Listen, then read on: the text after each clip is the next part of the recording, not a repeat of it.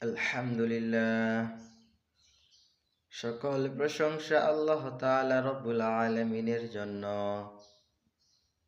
যিনি আপনাকে আমাকে শাবান মাসের শেষের দিকে রমাদান মুবারকের কাছাকাছি সময়ে হায়াতে তয়্যিবা দান করলেন। সেই আল্লাহর প্রতি শুকরিয়া জ্ঞাপন করি, আলহামদুলিল্লাহ।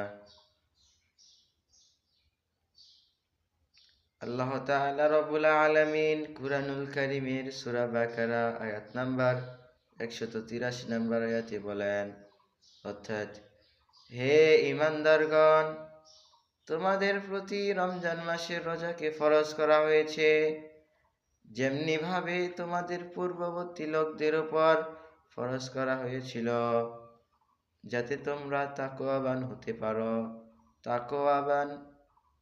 পারো।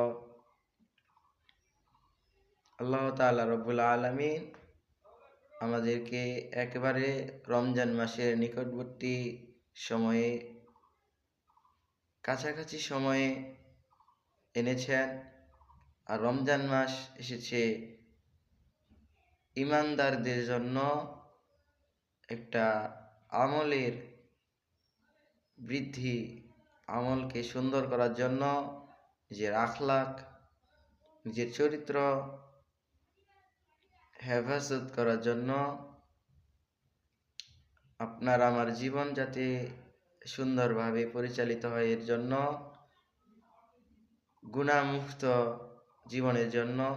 এক হাদিসে এসেছে, আল্লাহ রাসূল সাল্লাল্লাহু আলাইহি ওয়াসাল্লাম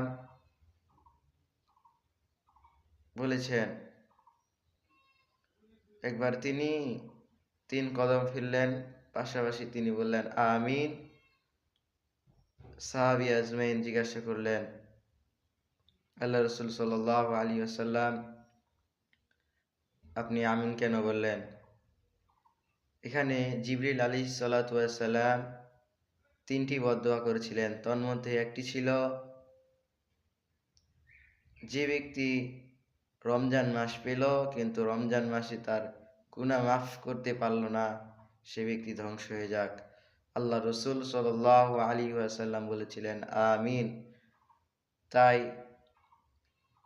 এই গুনাহ মাফের মাস এসে চলতেছে, 2-1 দিনেই রমজান মাস হয়তোবা আমাদের কাছে উপস্থিত হবেন। আপনার আমার জীবনের জিন্দেগির